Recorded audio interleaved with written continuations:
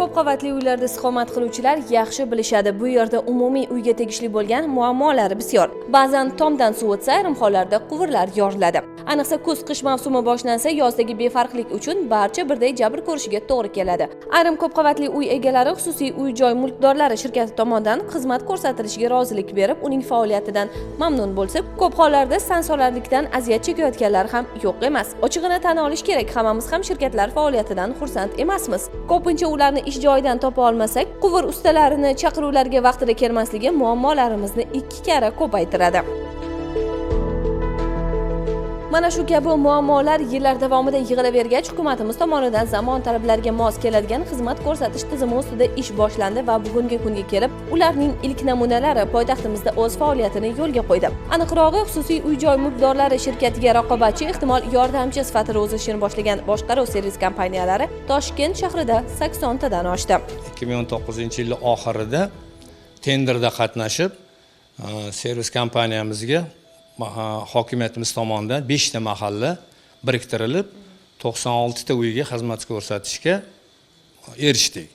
Hozirgi kunda 54 ta uyga xizmat ko'rsatyapmiz. Davlatimiz tomonidan imtiyozli bizga kreditlar ajratildi. Bu kreditlar asosida mana biz ofis bazamizni qurib bitkazdik, transportlar oldik. Hozirgi kunda 2 ta maxsus avtoulovimiz bor, 2 ta damasimiz bor operativ ishlar uchun. Dispetcher xizmati kruglosutka tashkil qilingan kun davomida.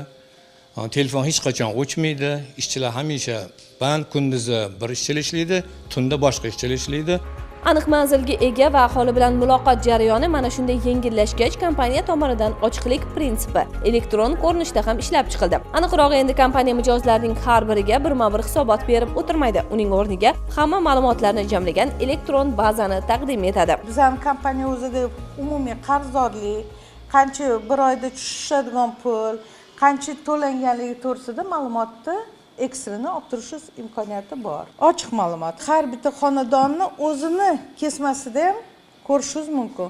Masalan, bitta xonadonga kirdi, bularni to'lovlarni qancha kvadrat ploshadlari birinchi chesloga, qancha qarzdorliklari bor. Billing sistemasida o'yda o'tirib zayavka berish imkoniyati ham bor.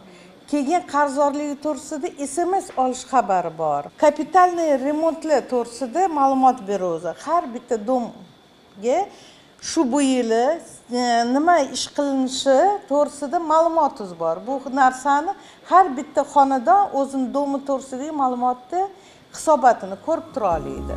Yo'lga qo'yilayotgan qulay imkoniyatlar ayni kunlarda kuz-qish mavsumida yuzaga kelishi mumkin bo'lgan, kechiktirib bo'lmaydigan muammolarni bartaraf qilishga yordam beradi. Bu masalada ayniqsa 24 soat ishlaydigan dispetcherlik xizmati qo'l keladi.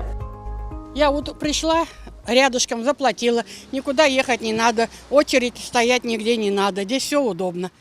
Я довольна, вот, довольна. И организацией, и директором, ну и со всеми все хорошо. Мне нравится. Вот сколько 28 лет здесь я живу, как он появился, все нравится. Мы очень довольны ими. Вы знаете, что бы ни коснулось, да, всегда говорят, хорошо, сделаем. И постепенно все делают. Вот у нас крыша, допустим, 30 с чем-то лет она существовала. Шифер был. Я сказала, вы знаете, срок годности уже закончился. И действительно, нам все установили, новую крышу сделали. Мы очень довольны, вы понимаете. Что бы ни было, всегда пожалуйста. Нет, у меня просто утечка была. Крантик немножечко вышел из строя, газ пошел немножечко. Я говорю, я чувствую, что это самое. Вот позвонила Гульноре, Гульнора быстро позвонила, и все, в общем, приехали быстро. И я вот сейчас говорю, я сейчас не могу прийти. Приду через 10 минут. Когда они уйдут, тогда я приду. Вот я очень довольна. И я считаю, что и наши все соседи довольны. Eksperiment tariqasida boshlangan ish ayni kunlarda Toshkent shahrining barcha tumanlarida amaliyotga joriy etilmoqda. Jumladan Yashnobod, Mirzo Ulug'bek tumanlarida ham qurilayotgan kompaniya binolari bir oy muddat ichida bitishi kerak.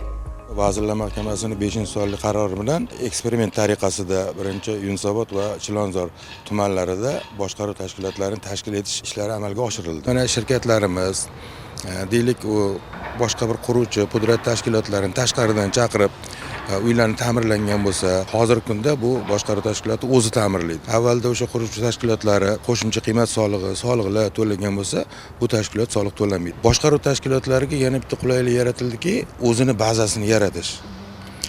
Bepul yer joy ajratildi. Boshqaruv tashkiloti o'z uchun bino qurdi. Binodan tashqari omborxona, nazorat qilish mexanizmi shahar hokimiyati, qurilish bosh boshqarmasi, uy-joy boshqarmasi, uy-joy kommunal xizmat ko'rsatish boshqarmasi ana shular tomonidan doimiy nazoratda bo'ladi. Bu tajribaning natijasini vaqt ko'rsatadi. Muhimi, har qanday yangilik ortida ijobiy maqsadlar borligi aniq.